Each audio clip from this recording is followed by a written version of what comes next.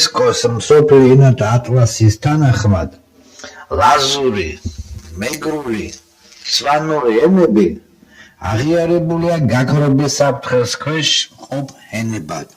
და როგორც ექსპერტები ამტკიცებენ, ამ ენების კდომის პროცესი შეუცვლელადია. ჩვენ ვართ ის თაობა, ვინც გულგრილად აკვირდება ამ ენების სიკვდილს. უფრო მეტიც, ქართული სახელმწიფო, ქართული საზოგადოება, საპატრიარქო აქტიურად იღებს მონაწილეობას ამ ენების მკვლელობაში.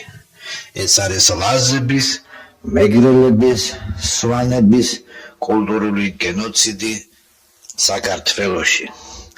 თუ გინდა მოკლა ხალხი, მოკალი მათი ენა.